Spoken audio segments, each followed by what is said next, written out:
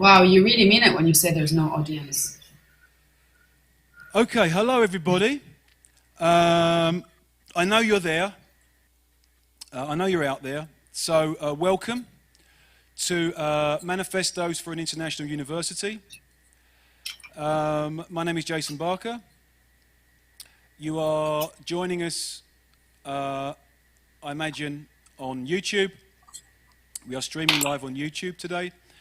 And please do check out our website. There have been some slight alterations. If you've been following the series from the beginning, there have been some slight alterations, and there will be probably some further alterations before the end of the series. We're going to try and reschedule one of our speakers who couldn't join us last time. But please keep your eye on our website for updates. But I'm going to now basically just very briefly introduce our speaker, who is Nadia Bou, who I'm delighted to say is joining us today. She is Assistant Professor and Director of the Civilization Studies program at the American University in Beirut, in Lebanon. Her research interests are in intellectual history, psychoanalysis, and critical theory. She has co-edited the book Lacan contre Foucault, published by Bloomsbury in 2019, and published the book Psychoanalysis and the Love of Arabic, published by Edinburgh University Press in 2020. The title of her paper today is Scenes Redoubled, The Ignorant Schoolmaster as Psychoanalyst or Subject Supposed to Know. So I'm really looking forward to this. Thanks for joining us. Over to you, Nadia. Okay, thanks, Jason. Do you hear me okay? Hear you well, yeah. Oh, all right, so thanks for this invitation. And in response to Jason's invitation for providing manifestos for an international university, I will give a brief, or kind of not a very long talk, in which I would suggest 3 propositions that would be fundamental for such an international university. So, scenes redoubled, the ignorant schoolmaster or psychoanalyst as subject supposed to know. I begin with proposition 1. The university must avow the impossibility of teaching rather than teaching excellence.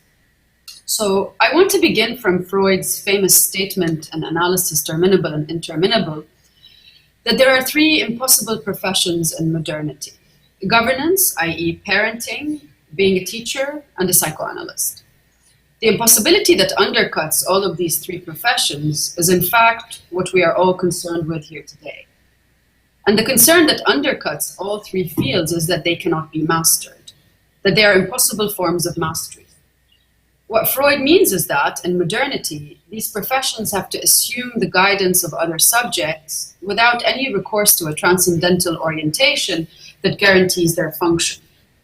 In modernity, and with the so-called demise of traditional authority of the master, if a real master ever really did exist, those who are placed in a position of mastery have to do so without recourse to any transcendental guarantee, but to a historical synchronic diachronic procedure.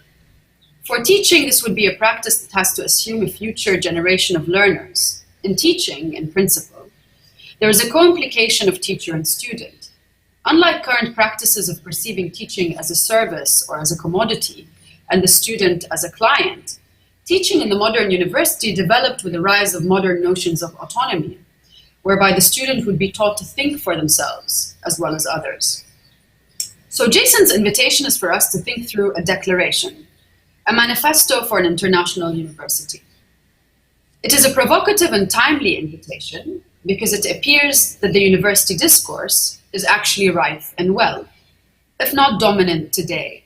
And the University Discourse, and the university as a pedagogic, so not as a university discourse, the university itself as a pedagogic and not corporate institution appears to be retreating, if not already well on the way to its demise. The university discourse is on the rise, while the modern university is heading to its demise.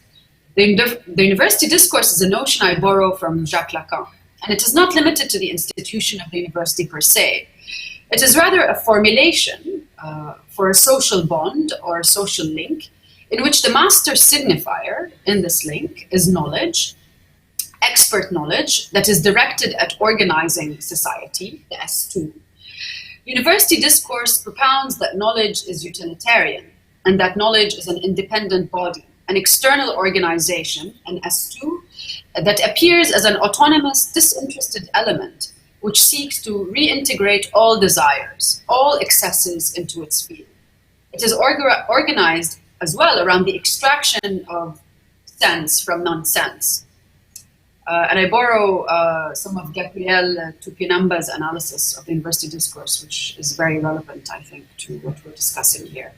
So in this university discourse, there's an extraction of all excess, that which has no value, which is then reintegrated and then exploited in a way that makes knowledge appear as an external organization that exceeds subjects and constitutes them from the outside. The illusion of the externality of knowledge in the educational system is made possible through its calculation serially in terms of credit. It is counted through a bureaucratic function which literally turns knowledge into a credit.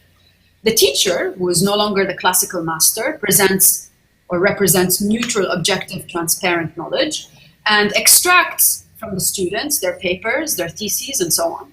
And the student in the system of extraction of surplus and its counting as credit is alienated, as the worker is in the capitalist discourse. So the university discourse is in this sense totalizing, presets language as an all, a one, a total sphere that is external to the subject. The reintegration of all excess, all surplus, or all thwarted desires into the totality of knowledge forecloses a certain negativity, one that we would call in Lacanian terms the desire to knowledge versus the will to knowledge. The university discourse thus disavows the possibility of this question for the subject, for whom desire is generally a force that splits and divides them, that irks them. And desire is always a desire of the other, but every individual has a singular response to the logic of desire. The university discourse serializes, if not commodifies, these singular effects and packages them through a division of labor into professions. One could say that the university discourse is premised on disavowing the subject, while the university or the school would have to assume the teacher as the subject supposed to know. So the question that I will proceed to raise is, how do we rethink the function of the pedagogue as subject supposed to know, and thereby divorce it from the intersubjective fallacies of entrepreneurs and professionals being serialized and stamped by the instructor who extracts all excess knowledge and resubmits it into circulation as surplus value? There's an interesting trajectory unfolding. More expert knowledge is involved in organizing social life. All information is monitored. Big data masquerades under the guise of free democratic social media platforms. Online instruction, e-learning gradually replaces the classical Renaissance model of the university. Universities have become brands that have to be managed and administered by boards of financial experts more than anything else. Forget public education in most countries of the world, but is there a silver lining to our increased virtual instruction? Are there ways to escape turning pedagogy into a commodity? How to teach off the grid or on the grid without generating surplus value for corporations? How to separate teaching from information calculation? Most importantly, how to maintain an authority in education that is not simply the authority of knowledge, but the authority to make distinctions between what is possible, impossible, and excluded from any given system of knowledge. Is there a way to teach subjects without instructing their egoic function? To have them acknowledge a language that is not that of the ego, and unlearn the chain of information garnered from intersubjective communication? In other words, can teaching and education escape the traps and egoic illusions of intersubjectivity? Then here, Jason's invitation is timely in the wake of the hegemony of the university discourse and global capitalism. Expert knowledge abounds everywhere, from lifestyle choices to managements of government bureaucracies. Increasingly, the university has become a place for the training of professionals, for equipping a professional labor force with the parameters that are good enough for skilled labor and a know-how. That is more of a mission who has know-how that lends itself to reproducibility. So knowledge, expert knowledge, can digest all excesses, cannot tolerate any subjective excess. It is a knowledge dedicated to the rule of technology and instrumental reason, efficiency, utility, and mobilization of the apparatus of production. Subjects are at a loss in identifying a master signifier in the university discourse. All there is classification, fragmentation, serialization, DISMs, common traits that we can all identify with, ranging from depression to identity categories. Proposition 2. The university must employ subjects supposed to know. Jacques Rancière's thesis in The Ignorant Schoolmaster was that education is at the center of any struggle between emancipation and domination. The text was written in the aftermath of 1968. And in it, Rancière takes up the question of teaching, how to teach seriously. The transmission of knowledge, to quote from Rancière, to subjects who didn't have that knowledge. Althusser before him had asked a similar question. The educational apparatus was, after all, one of the ISAs, the ideological state apparatuses and mechanisms. And in light of that, how could education or the transmission of objective knowledge be maintained despite the inadequacies of the forms of instruction? For Althusser, the production of knowledge, of new knowledge, would be the fundamental task of the Marxist intellectual. So the content of knowledge was tainted by what Althusser would call a bourgeois science. Rancière, on the other hand, refuted this position. He proposed that it remained committed to an illusion of pure knowledge, a knowledge of the master, or a mastery of knowledge. The ignorant schoolmaster is an analogy for a master. In a sense here we can understand it if we measure the distance between Rancière and Althusser, for a master who doesn't know. The schoolmaster cannot be a placeholder for a guaranteed truth, but a function for an empty place. The division of intellectual from manual labor, the head and the hand, must sunder the positivity of thinking with doing. Create a gap, a cut, a break. So Rancière proceeds to argue against instruction as a form of transmission of knowledge. Instruction is always premised on a progressive account of knowledge, of an unfolding telos that requires a delayed temporality and a spatial distancing between master and student. The effect of instruction for Rancière is inequality, as is inequality its very presupposition. So rather than opening the path of enlightenment, Rancière sees that instruction reproduces the binaries between the self and the other, the enlightened and the ignorant, the adult and the child. One could even say that instruction, in Rancière's account, is a form of domination that not only recreates class divisions, but also colonial ones, divisions between enlightened nations versus ignorant ones, delayed and backward nations and progressed ones, etc. So Rancière takes this example of the ignorant schoolmaster Jacques Cousteau, who is untimely. He is naive. He levels knowledge to a set of practices, of actions that aren't premised on the myth of a hidden knowledge that must be excavated. Rather, Jacques Cousteau abandoned the terms of conscientious instruction and took a leap. All explication requires an explicator as its sole judge.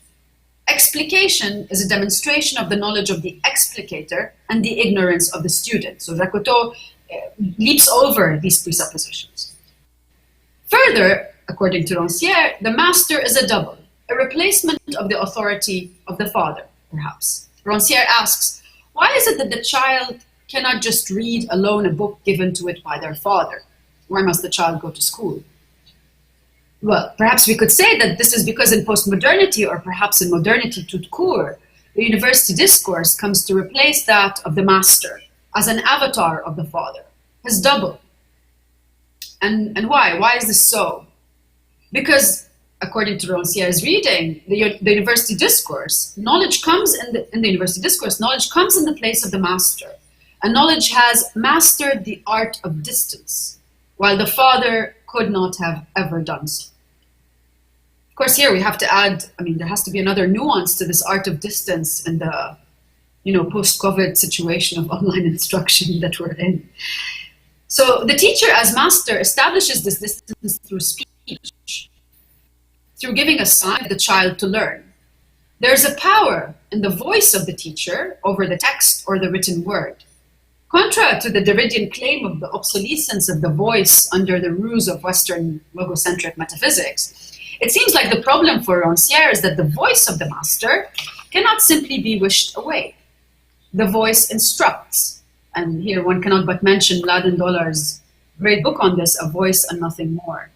The voice inscribes the child into a symbolic world of meanings. Therefore, language and understanding, according to Roncier, become techniques of explication that instill inequality.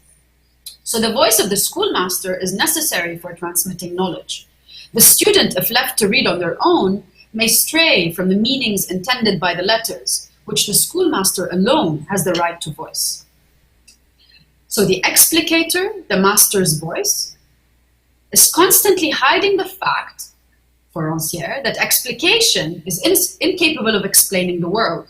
For it is only when explication is disavowed that learning can really begin. However, despite the great points that Roncier makes in his formulation, there is a crucial problem in his formulation.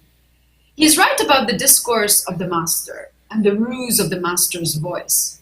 But we cannot but ask, will there ever be an ignorant schoolmaster who can trigger a subject to desire knowledge, to have a will to know without recourse to instructing them to do so? What kind of teaching will that be? And here, my conjecture will be in the third proposition that this can only be the position of the analyst, of the psychoanalyst. So if the schoolmaster hid his voice behind the written letter, was soporific, monotonous, not instructive, and determined, will they not still produce the same effective instruction by an other? In other words, the other can have a commanding voice of instruction or a meek, muted voice of monotonous law. Both these versions of the other instruct, nevertheless. So the master can replace the text or be an appendage to it. In both cases, instruction still happens in the name of the other, or in the name of the desire of the other.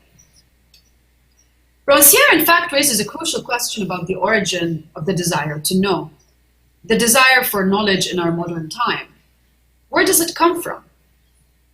This question is in fact posed by the figure of the hysteric, who, by abjuring the master, the hysteric refuting, always hailing against a master or railing against a master who is not a master enough, who by abjuring the master, railing against all forms of authority with the claim that they are all fake, compels analysis.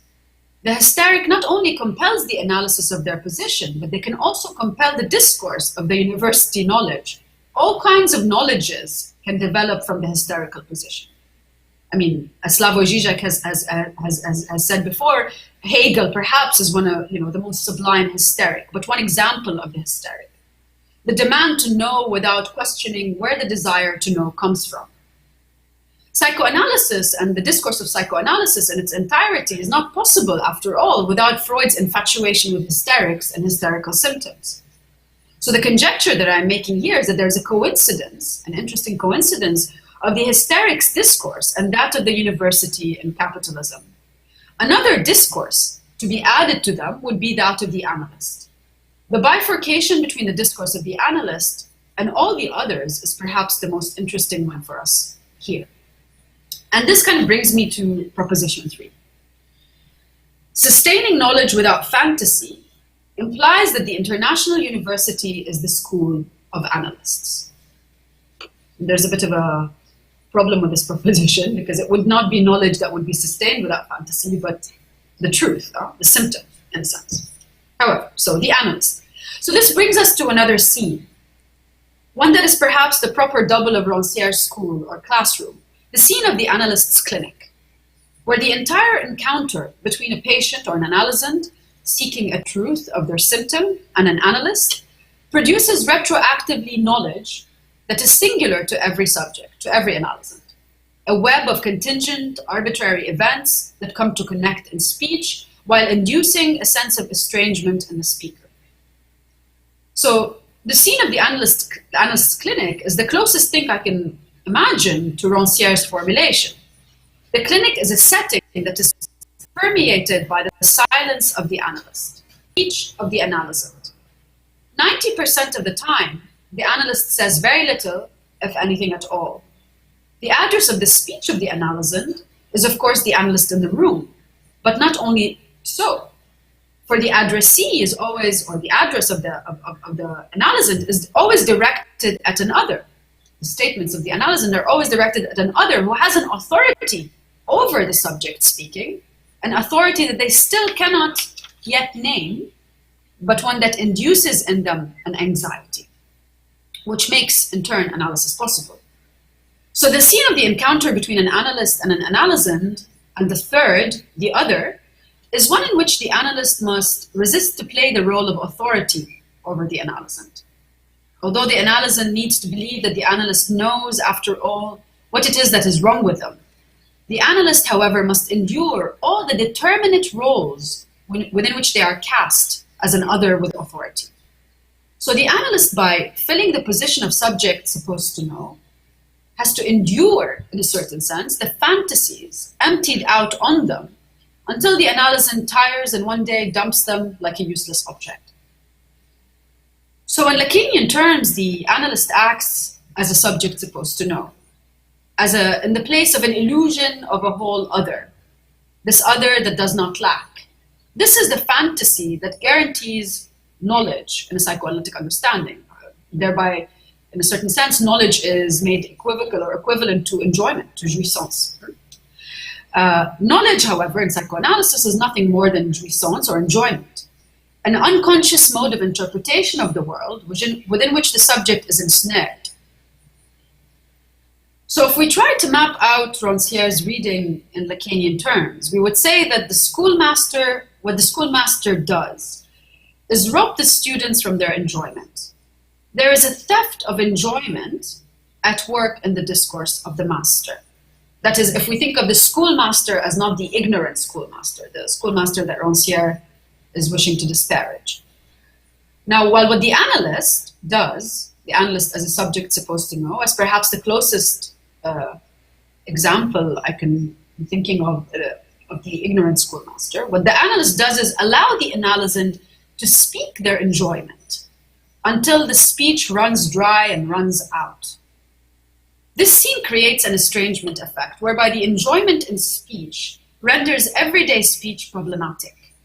There is in the analytic speech a function for language that is not that of full everyday speech, or empty, everyday speech. There is a full analytic speech versus an empty everyday speech. And, this is very interesting in terms of thinking of the psychoanalytic praxis, in the sense of the way it brings together theory and practice. Here, Lacan claims that psychoanalysis is obstinate. He uses the word mordicus in its assertion that, to quote from Lacan, the desire to know has no relationship with knowledge. Lacan claims that Descartes undoes the primitive relationship between enjoyment and knowledge. Before Descartes, philosophy provided the designation by which the episteme can be characterized as the theft of knowledge from the slave. The master's discourse for Lacan is not one that is concerned with a desire for knowledge, but with a desire to put things to work. And the theft of knowledge, or the savoir-faire, from the slave, is fundamental for the discourse of the master, against which Lacan argues Descartes or Cartesian philosophy introduces a break. The theft of knowledge is also twofold. It has an articulated aspect, which is the function of the episteme, the payback from the slave to the master, and an aspect of a know-how, right? So, Descartes' doubt, the introduction of the doubt into the question, without that, the psychoanalysis nor Marx would have been possible for Lacan in certain sense. So Lacan argued, and here's a bit of a long quote from Lacan, that the episteme, quote, is a funny word. This is Lacan. I do not know whether you have ever thought about it a lot. Putting oneself in the right position. In short, it is the same word as verstehen or Vorstellung. It is a question of finding the position that enables knowledge to become knowledge of the master. The function of episteme, insofar as it is specified as transmissible knowledge, consult here Plato's dialogues, is still entirely borrowed from the techniques of the craftsman, that is to say, of serfs. It is a matter of excess. Knowledge becomes the master's knowledge. And then that is naturally increased by a little return shock, which is called a slip, a return of the repressed. So the extraction of knowledge, the institution of the symbolic never really fully succeeds. There's always something that returns, that fails to be incorporated into the all, the one of knowledge. And here, of course, Lacan invokes Marx, but says someone or other, Karl Marx or someone else, once they ask, where am I in this, right? Where's my position in the episteme? Or what position have I taken as a subject in the episteme? That is the beginning of the symptomatic compulsion, the return of the repressed, the opening up of a question that Lacan is interested by in thinking about the problem of episteme. So thus the theft of knowledge is never really successful as such. The master gives the signifier, the command to work and labor, based on the fantasy that it is only the master who enjoys, the obscene father, the father of the primal horde, the populist leader, Donald Trump, etc. The formation of the group, the serf, or the episteme of the serf, is based on the assumption that the master, the other, enjoys without restriction, is an exception to the law. Lacan proceeds to argue, however, that there could be a discourse that is not that of the master. That perhaps the discourse of the master can never really have existed as such, that it is a myth, a fantasy that we have come to believe in, that is necessary for the establishment of authority at any time. That there is a repressed desire which seeks to articulate itself against habitual modes of knowledge, enjoyment, habitual modes of what one would call kind of unconscious modes of interpretation within which we exist, and against which the unconscious exists, right? X-sists.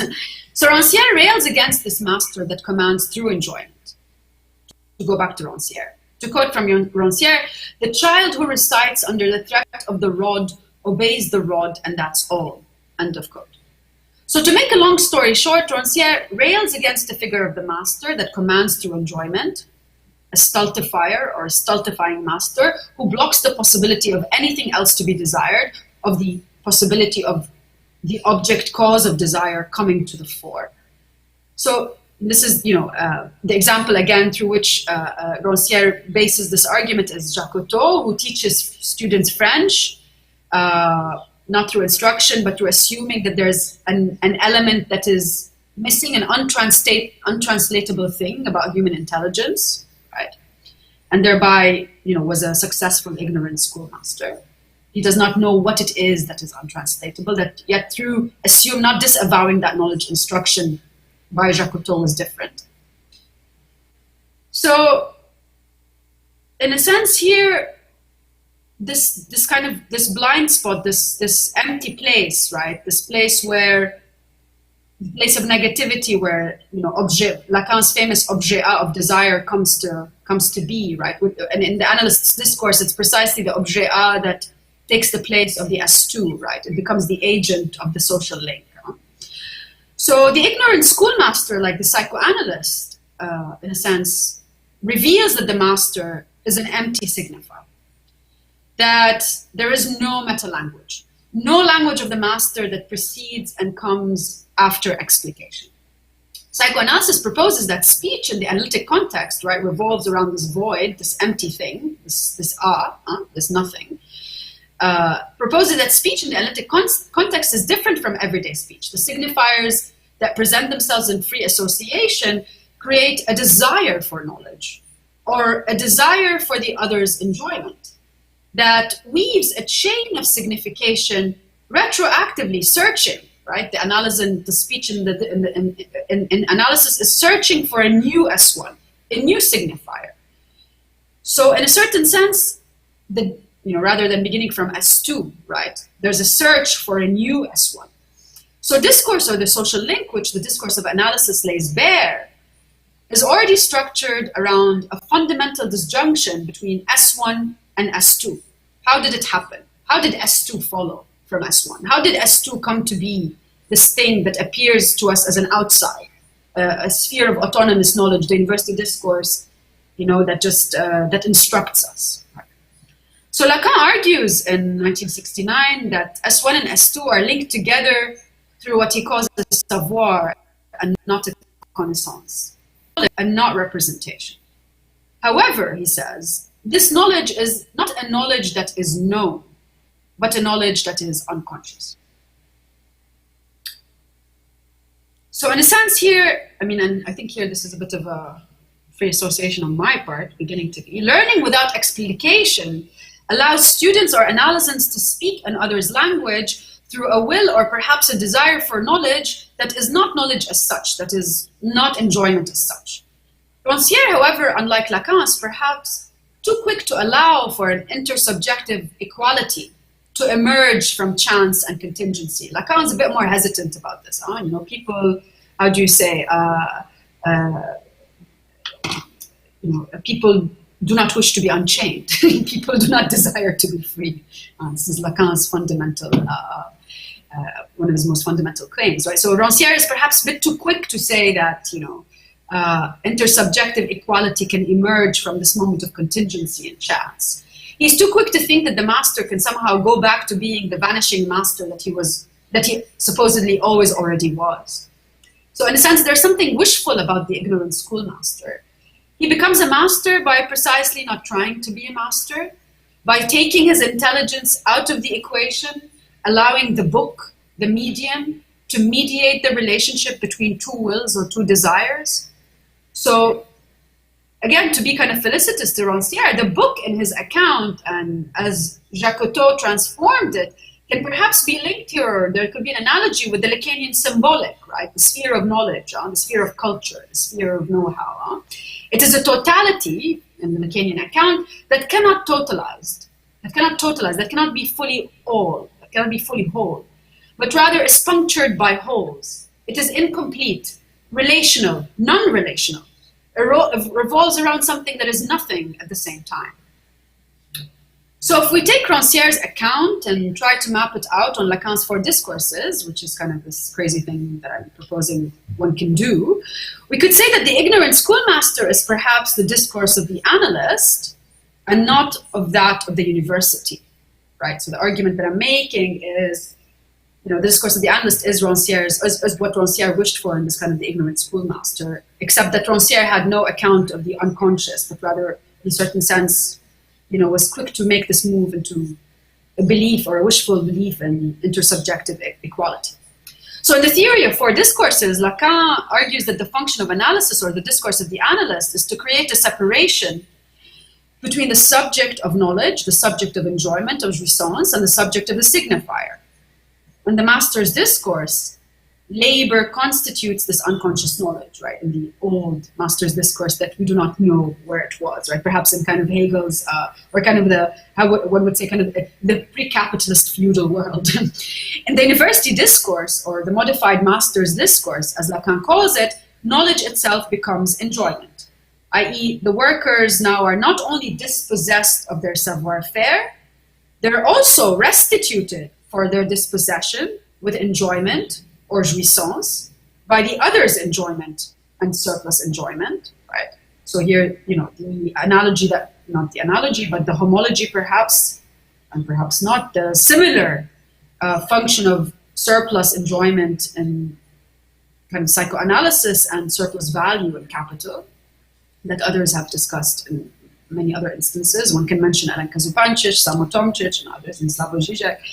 So this means that in the university discourse, which coincides with the development of capitalism, the enjoyment of the other is constantly affirmed, and the non-existence of the other is disavowed. So there's always this guarantee. The guarantee of the other is always posited, is always there, while the claim is that in the discourse of analysis, or in psychoanalysis, the practice of analysis is nothing but a guarantee of a lack, rather than of an other that is whole.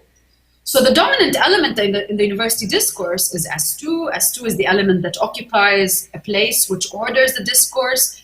If we go back to the first frame image that Jason put up, it is a mutation of the discourse of the master, whose dominant element was S1, or the law, the stated law, the command. However, and this is the conclusion, I suppose, the analyst, if we take him to be the ignorant schoolmaster, teaches what they do not know. And this is in a very formulation that Lacan, I don't know if he words it in exactly the same way. I think he does in a short book called My Teaching. So the analyst, as the ignorant schoolmaster, teaches what they do not know. The analyst is placeless, has no place. There's nothing obvious or self-evident in the function of the analyst. Yet the entire legacy of Lacanian psychoanalysis lies in precisely this problem, or in addressing the question of how to institutionalize a practice, make it a university, a school of analysts, how to create an institution, organization for a practice that cannot be a profession, or as Freud had already told us, is and always will be in a certain sense, an impossible profession. Okay, I think this is the end of my manifesto. Thanks, Jason. Thanks very much, Nadia. Yeah, we got there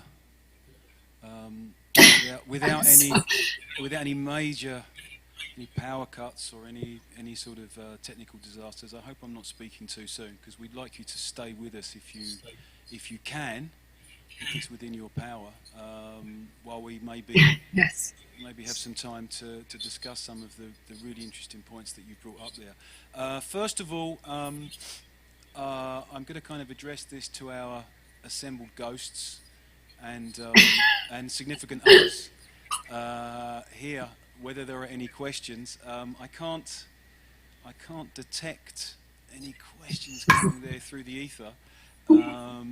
But there's no questions for once in the chat box. I think that's possibly because we've been a bit naughty today, haven't we? And we've started a bit early, so I think people weren't really expecting us to pull this surprise. But you know, sorry, we did it. We kind of acted on the spur of the moment, and that's what you get, right?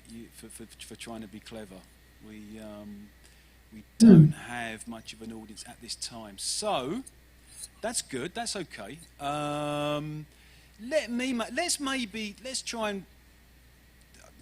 try and ask you a few questions, Nadia, and see if we can sort of get a dialogue going here. Right? It's all about dialogue, right? Mm-hmm. Otherwise, education is problematic, as it is at the moment, right? We're having a big problem with dialogue at the university at the moment, so let's try and get a dialogue here. I mean, I think this is such an interesting presentation in so many ways. I mean, in one sense, you're kind of dealing with a lot of technical issues to do with the differences between Lacan and Rancière mastery, which is a kind of fascinating field of inquiry in itself. You know, on the other hand, there is this kind of clinical question as well, right, to do with analysis. And to do with the university within that kind of analytical framework, which is really fascinating. And this is something that I'm personally quite interested in and was speaking a little bit about last week in a very kind of deliberately vague manner, slightly theatrical manner. And I guess there's also that question of the history of the psychoanalytical movement and its and its implication in all the events, all through the 1960s, the controversies in, and with the break of Lacan from the IPA, the International Psychoanalytical Association in 1963, right? But everything that kind of happened afterwards, his kind of nomadic wandering around and seminars. He ended up at Vincennes, and so he's kind of him becoming a kind of master signifier, right, for the whole kind of for the kind of revolutionary movement, the upheavals in France and in Paris in '68, and right the way through the 70s. So you have, again, all the kind of disputes and controversies that are going on within the École Freudienne de Paris. So you have all that. So that I think this works on so many levels. It's really difficult to know where to start. You know, it's such a fascinating paper. I mean, if I can, maybe my response to try and... Yeah, you have a question too? Oh, okay. Let me. Okay. But I would say what strikes me first about it is what you're saying is, if I can try and break it down, there is this problem, right, between, on the one hand, trying to do away with mastery, and we can include Lacan also in that, right? You know, do away with the kind of desire of and for the master, which is mastery as such, right? Desire as such is mastery, right? There's no real. I mean, I think that's Lacan's position, right? So to kind of do away with that, on the one hand, but on the other hand, still retain the kind of consistency or direction of something like a body of knowledge, a group, a group of educators, or a group of learners, or whatever, a body of knowledge, right? There's that kind of... So you're trying, it seems to me, to find a route between those two deviations, if you like, right? Would that be fair? Yeah, that's sort of, and that's where the analytical school comes in, right? Because the analytical school becomes a kind of alternative model for precisely forging a path through those two extreme deviations, if you like, from Lacanian. Yeah, I mean, it's a very thanks, Jason. Yeah, I mean, so of course the talk isn't, you know, I'm not naive in terms of thinking about, you know, the way that Lacan himself was complicit in recreating so many of the problems that he himself thought he was exiting, right? And I think there are others who, you know, as I mentioned to Gabriel Tupenumba's work recently, which The Desire of Psychoanalysis, which I think is a great opening of this kind of conversation, right? How does the discourse of psychoanalysis itself become also implicated in the shifts that happen in our kind of, you know, in the world after the 1960s and the 1970s, right? And of course, this has there's a long discussion about the, you know, the fundamental, you know, philosophical implications of psychoanalysis as a field, right? And the fact that it cannot keep to itself, right? That it's always somehow barging into other fields, the way that Lacan himself also invited, you know, into his discourse, everything from linguistics to mathematics to logical formulas to, you know, topology, right? The whole kind of amalgam of knowledges that he brought in, right, into the psychoanalytic discourse. And I guess the problem that would, in a sense, that one would think about is, you know, and of course he tried to organize, you know, he instituted a school and then dissolved it. He himself, right, was, you know, in a sense, there were famous anecdotes of, you know, Lacan would sometimes, you know, analysts would come in and he would tell them to begin, right, while he was, you know, when he'd go to do something else outside the clinic, because, you know, the whole society had transference with Lacan, right? He was this kind of master signifier of psychoanalysis, right? He didn't even need to be there in person, right? All these famous stories about, you know, the late Lacan in particular. But I guess the question that I'm also kind of trying to think about here is that the discourse of analysis, I mean, there's a problem of transmission, right? There's a question of transmission. So how do you, you know, how is the transmission of psychoanalytic discourse possible with regards to the impossibility of its institutionalization within the university, right, as a discipline, right? So this is something that is, I mean, you have psychology, of course, you have psychological departments of psychology, neurocognitive behavioral models of, you know, what is in the university discourse. And psychoanalysis is usually in cultural studies, humanities, literature, language departments, right? It functions literally in those spaces. It cannot have its own place, and where it still does, it is legally being, you know, swallowed up by the psychological model, right? What Lacan called the ego-psychological model of therapeutics, adaptability, How do we get subjects to adapt better to their environment, to the society to the social discourse within which they're in, right? And I think that the point, why is it important to kind of defend psychoanalysis in this context, or why is it important to work through its deadlocks? Because precisely the position that that it places the subject in is to ask themselves, how am I part of this stuff that I'm here to complain about, right? And of course, this is a fundamental. So there's the issue of what happens in the clinical setting, the way that we cannot forget that so much of what Lacan has said and theorized was not possible without the actual extimate space of the clinic itself, right? And then there's also how to continue or how to restitute the lines of transmission contra, the sectarianism, the feuds, the problems in all psychoanalytic associations, there's no need to recount them, right? Globally and everywhere they replicate, right? So how to continue, or what kind of, or which psychoanalysis, perhaps the question is, which discourse of analysis is to be transmitted or is to be transmissible, and how can that continue to happen, right? There needs to be some kind. I think there's an impasse. I think the psychoanalytic discourse is in a problem. Okay, it's facing an impasse, a serious question, many serious questions that have to do with its legitimacy, right? And I think the paper was an attempt to begin to think about this. There's a lot to be done. Sorry, this is a long answer to a very short question.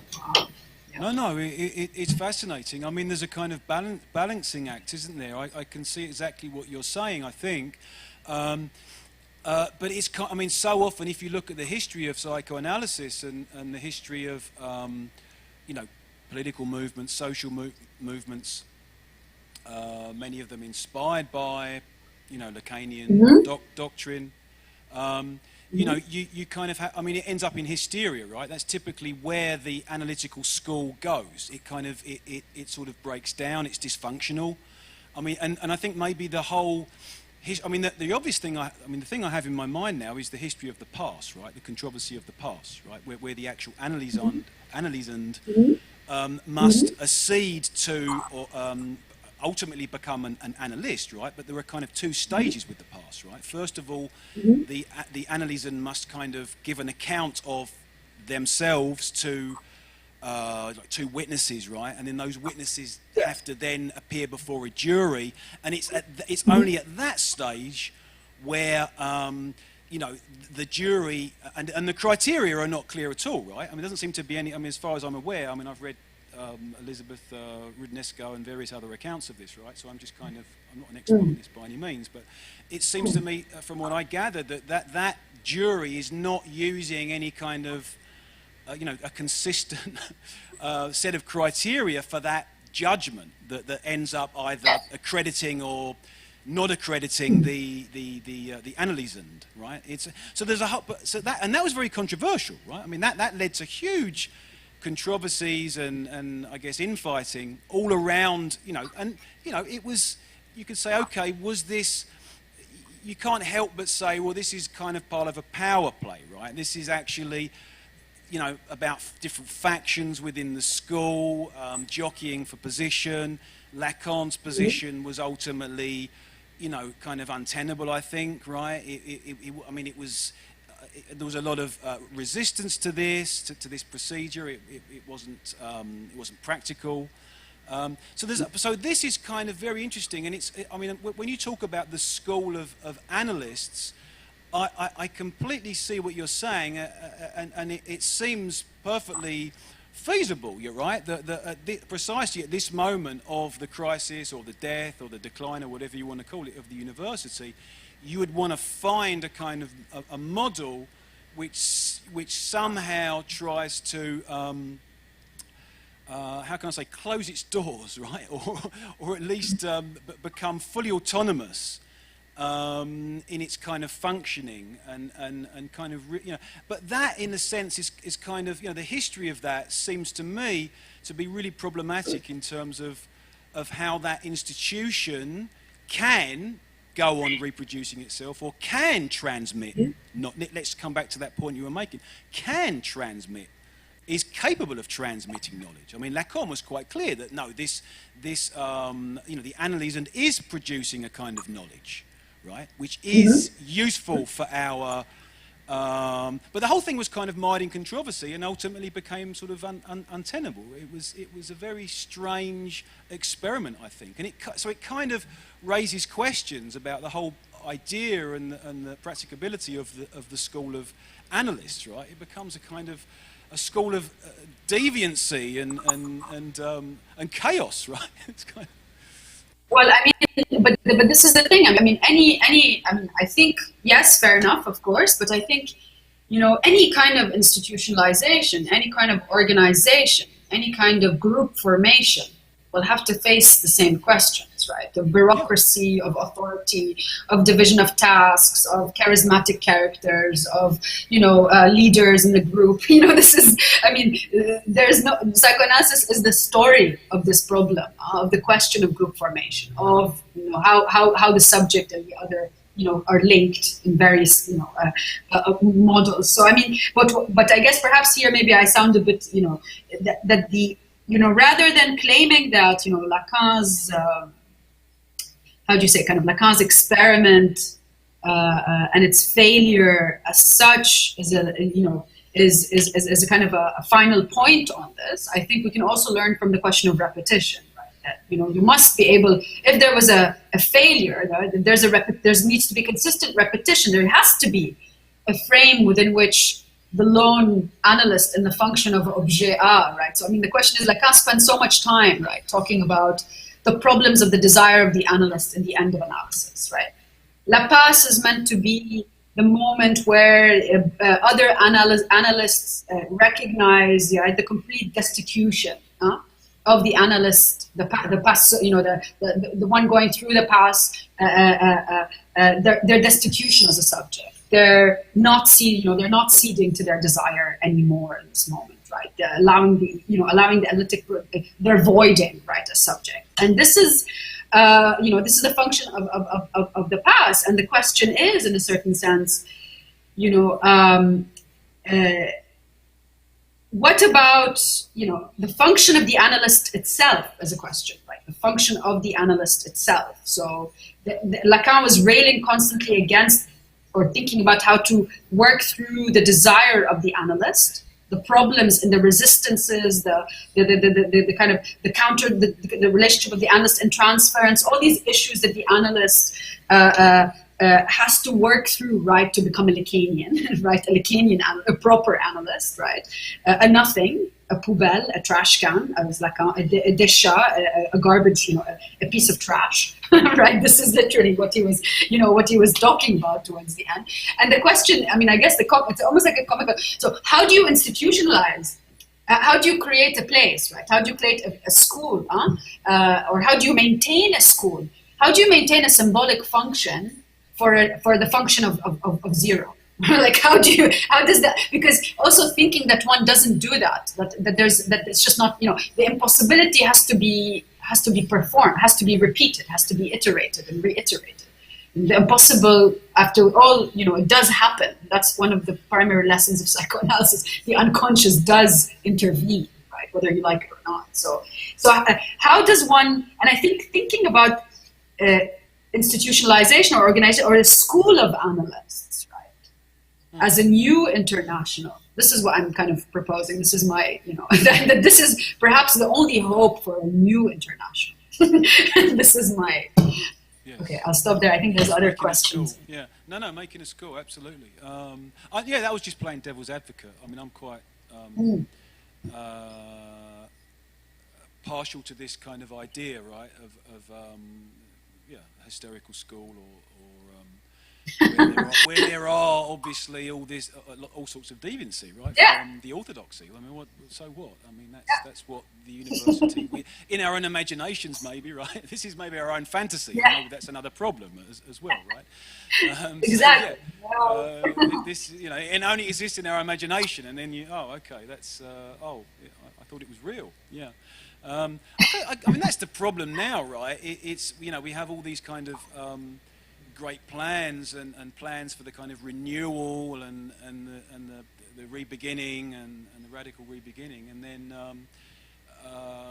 we realise that it is a kind of it is a kind of illusion. It is a kind of a fantasy projection, but. A crashing in the same car again. Yeah, absolutely. Yeah, always crashing in the same car. Yeah, David Bowie here. Yeah. Let me. Sungjae had a question here. Sorry.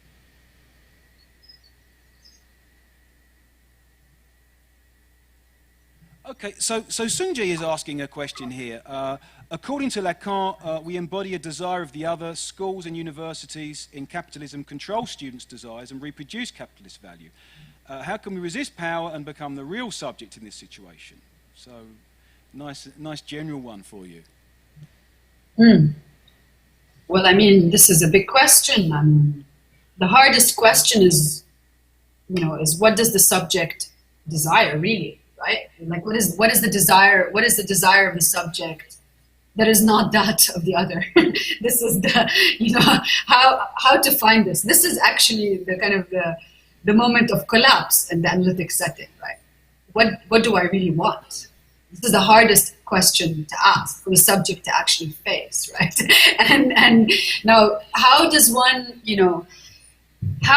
put to work?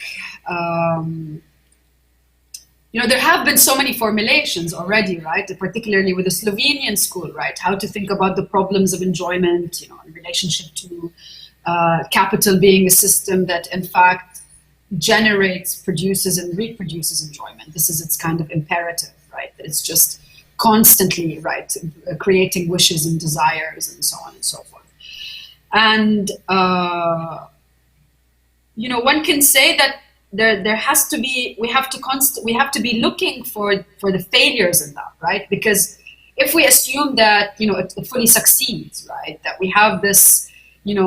That subjects are just these headless subjects of enjoyment that carry out the kind of the imperatives of whatever the kind of the mode of surplus value, the production of surplus value in capital and all that entails. Then we would be, I think, and maybe here I'm rehearsing a boring position, but we have to go back to thinking about theories of the subject that must have, take into consideration fundamentally that the subject is also a subject of the unconscious. It's not simply, the Habermasian self-transparent subject of liberal democracies and so on and so forth. So we have to insist on being able to think about who is the subject of politics, who is the subject of unconscious, what is it that they really want, right? We also have to face the hardest question that subjects, or how does one say, people don't really want their freedom. The unbreaking of the chains, right? The undoing of the chains is the hardest thing to think about this moment, right? What does it mean? How does it mean to actually want to be free? What is the price? What is the cost of that, right? And I think these questions are ever more they're very important for us to ask at a moment where you have yet again global capitalist crisis. Added to, in numerous catastrophes. COVID, for us here in Beirut, COVID is one of numerous catastrophes, but, the pandemic, the end of the world, the dystopia we are in, this interface that we are, part of right now, and the sheer horror of the fact that even all this crisis seems to be leading to nothing that is different or new, except something that is worse. Right? This also to be like, let's be realistic about where we're going, right? And see that it's just heading. It's a watching a train crash slowly. This is like in a frame, just watching it slowly. So yeah, I don't know. That's just kind of a set of free associations to your question, right? To insist on a politics that takes into account the subject, to insist to go back to, because this is not what is the vague, what is the vogue in the University Discourse. The vogue is not subjects, it's not the subject that we're talking about, not any kind of universalizable category, right? The vogue is, differences, identities, multinational capitalism, neoliberal models of diversity and gendering and gendered bodies and fair enough, equality on that level, but it simply deals with questions in terms of recognition and misrecognition, and has absolutely no qualm on the truth of injustice, the truth of inequality, the necessity of redistribution, all these other questions, right? So, yeah, sorry, that was a bit of a kind of a loop I took you in there, but yeah, I think thinking about the question of the subject, the desire for, if there is such a thing as a desire, to be free, then how does it, how can it be paused? How can it be articulated? How can it be made more determinate rather than remaining this kind of indeterminate everything now of simply recognize me in my difference, recognize the this kind of the egoic politics of the university discourse, right? Yeah, I'll just stop there. No, that's what I was going to say. That's precisely the question that kind of, I suppose, I'm thinking immediately there of l'Ordre Jambé, Lange. I mean, this is the whole kind of revolutionary impasse that you get in that kind of application of Lacanian, this kind of politicization of Lacanian psychoanalysis begins in the 70s, right? It doesn't begin with Zizek, but as we know, right? But this is the kind of disaster, right, of the revolution. What would happen if the revolution actually happened, right? If it actually became a reality? I mean, there's no, there's no point in this kind of repetition of the projections of catastrophe are not helpful for revolutionaries. You kind of have to step back and then. I guess don't be a voluntarist. Don't give in to your desire, maybe, rather than don't give up on your desire. Right? Is what Jambé would say. But yeah, there's that. It's a question of what happens the day after. I mean, this is completely Zizek's position, right? It's the lost causes, right? Are worth defending for that very reason, because there was something going on there which was more revolutionary than the kind of failed revolution. The failure of the revolution. It's not maybe so helpful to talk in those terms. There was a process going on, and the idea that it was. Yeah, I mean, maybe we need that fantasy, right? Maybe we need to believe that if only it hadn't have happened, and if only we could have, if only we'd have just, if only we could have really had the revolution and it hadn't been ruined and it hadn't been, all these reactionaries. We kind of need to hang on to that sort of to that myth, and that kind of sustains our revolutionary drive, right? It's quite an interesting. I mean, the other thing I think would be really interesting just to mention. While it's in my head, I can't see any other questions here. This school of analysts, and I guess, I mean, it's quite interesting, right? Because the university at the moment is pretty empty, right? I mean, I know this was a real problem for Lacan, right? It was to getting enough, willing. Bodies through the door, right, and into training, so he could kind of, he could sustain his own institution, and he was constantly kind of searching for kind of for recruits, right? At the moment, it's kind of like the university is pretty empty, and I'm just wondering. I don't know what your situation is there, but I'm just wondering if there's a kind of new model emerging here, which is a kind of, a university without, anyone, without students of any description. Do you know what I mean? I mean, it seems, it's a very weird situation we're in here, and I mention this every now and then during these, during these talks, that we don't really see many students now, and the university, kind of, it's almost like it feels quite comfortable with that. It feels quite comfortable with this new, the surplus value production that you spoke about, where more and more of the intellectual faculties and tasks and the substance, the content of the university has been kind of, has kind of evaporated and is now being, is now being done or managed not by people like us, but by God knows who, right? various centres and sort of sundry stakeholders and all sorts of people. So it's kind, I mean, that's going off the point a bit, I suppose, but it's just when you talk about an alternative school, I'm just wondering whether this idea of a university might now, you know, I see a very kind of odd and disquieting turn going on here towards, you know, away from the university as a kind of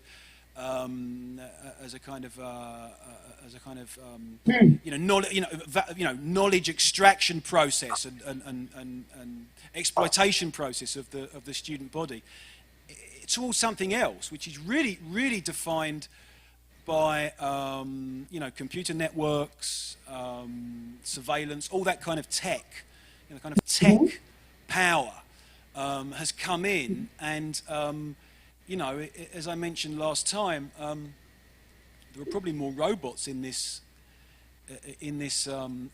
college at the moment than there are students, right? I mean, the robot that you have to scan my temperature every day when I come in. There's a robot there, and I mean, okay, but so in that sense, it's really quite weird. So that's just my own.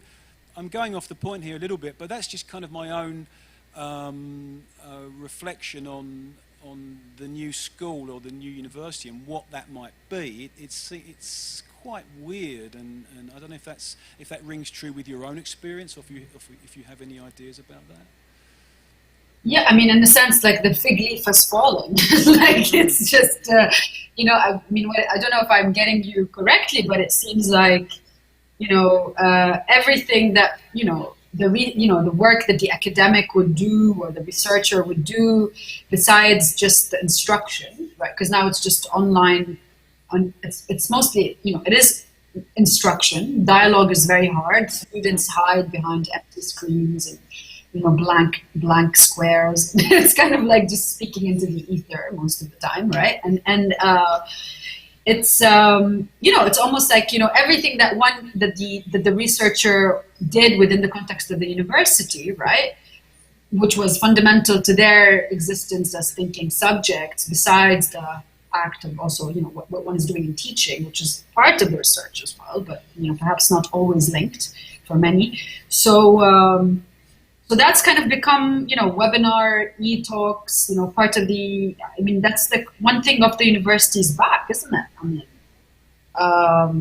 I don't know if that's what but the emptiness of the spaces, the emptiness of the place, almost, some universities are already thinking of what for the place? We could just be, online, just be a brand, and we could just sell things online. We could just do things online, right?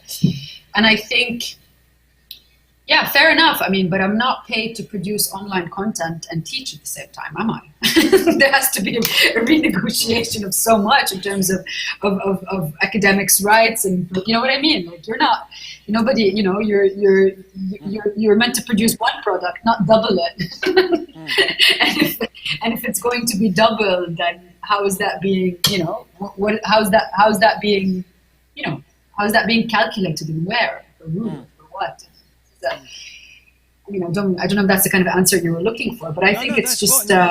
Absolutely, I was absolutely. That's fine. I was curious also about. I mean, you have students on campus, or what? Your lessons are all online, are they? At AUB or?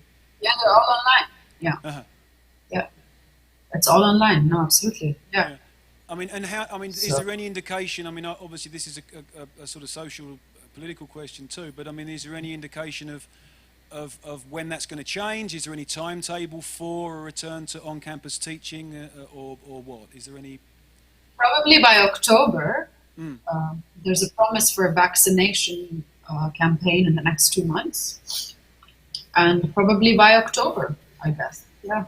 Right, because I mean, we seem we seem to be in this. Again, in this kind of limbo mode where it's not anticipated that there will be a return to on-campus teaching in September. Actually, it's from what I hear, and I haven't heard anything to the contrary.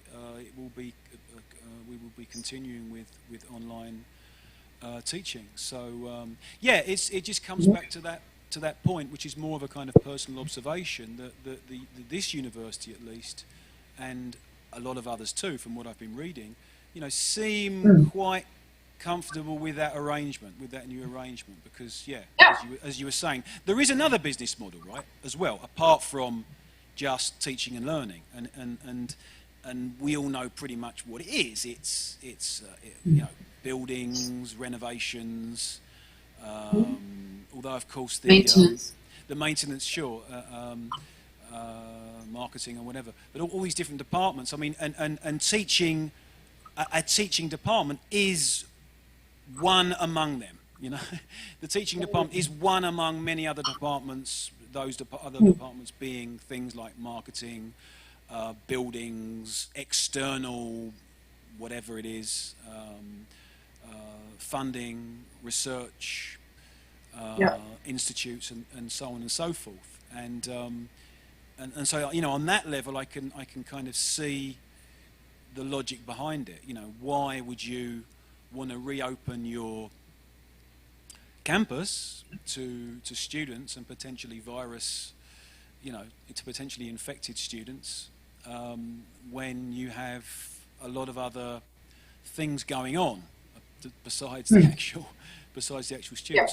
So that gets us into a whole other question about what the university is, and is there, and could there be such a thing as a university without students? Well, I mean, clearly no, right? But what happens to the students, I think, is a kind of interesting question in that context. Where do they go? Are they still students, or what? They go online. I mean, they go online. Exactly, they go online. The discourse is there. The discourse is there. The buildings they might not be no longer housed in the actual buildings, but the discourse is there. It's online. Everything is online. I mean, it's there. Well, the avatars are online. I mean, you said before. Yes. You're teaching at a bunch of. I don't see any faces. I just see kind of avatars with their names underneath. Yeah. So obviously that's. That slightly changes the sort of whole nature of the process, doesn't it? Of the teaching and learning process. Well, radically changes it. I mean, if they're just avatars, if they're just avatars logging in and out, then already we're beyond teaching, aren't we? Really? Yeah. So that's kind of. But I guess that's a whole different sort of question. But no, I mean, we're probably in instruction. This is what would be. I mean, maybe it would be you are in instruction. I mean, right. It would be just. I mean, it's just. It's actually kind of perhaps I don't know, maybe slightly worse than the model that. I mean, at this point you'd say, oh, great, let's go back to normal instruction, like rather than. Yeah. The model that Rancière was critiquing before the kind of the postmodern, like the kind of mid-century turn, right? And it's almost like, it's now you're back to that, like it's almost back to, it's like I mean, because there is no dialogue, as you say, there is no, the whole sensorial being in a group together, like everything is out, the perception of it, the whole, so it's just basically instruction. Yeah, instruction with tools of instruction. I don't know how he would feel about that. I mean, because obviously in that, I mean, his whole discourse is to do with the kind of absence of constraint, right? And the absence of that, you love as you said, loving the rod rather than the book. So I'm not quite sure how he would feel about that sort of, how can we put this, instruction or teaching without constraint, teaching in the absence of constraint. I mean, we're free to kind of log in or not, right? Or they're free to log in or not, and log out, when they want. Leave when they want without any sense of shame or embarrassment. Yeah. Too.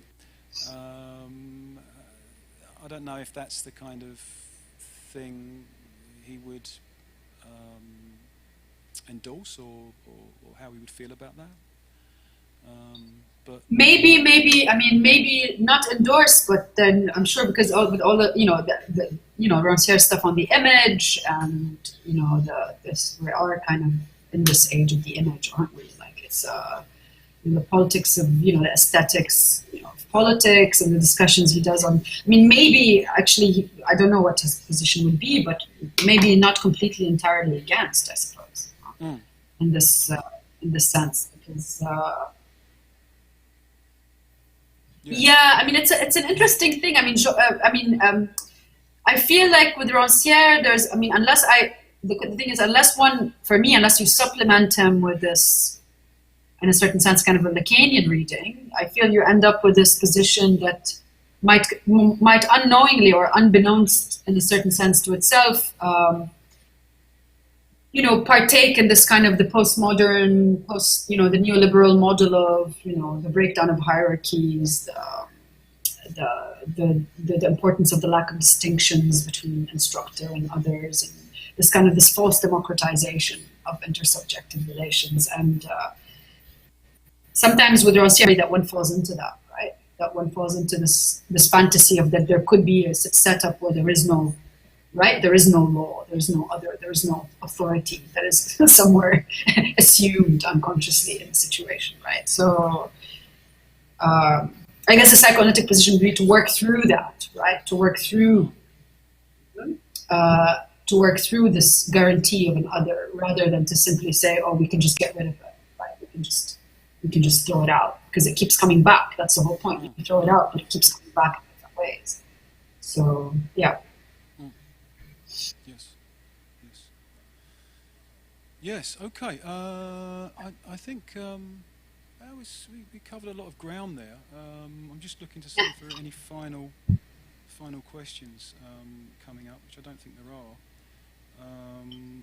I'm so glad we had a fairly good signal, and we didn't have too much interference on that call, Nadia. It was great. It was so interesting. Yeah, it's great. To despite the fact that this country, will probably cease to exist at some point, but it's in this kind of complete collapse and disillusion.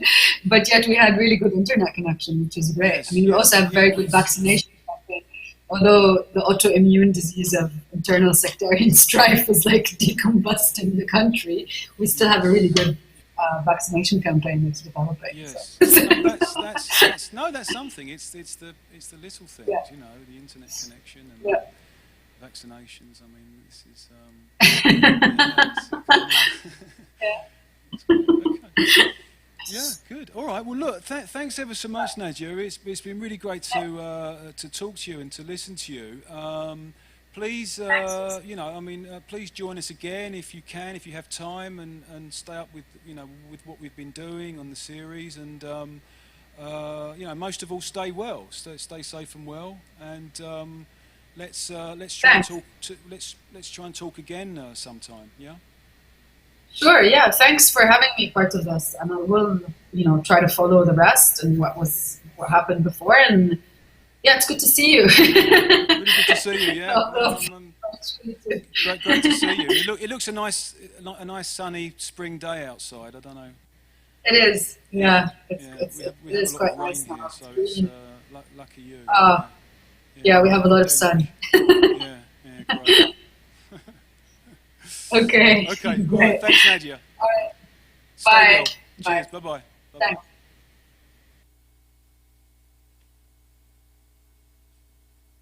Yeah, camera back.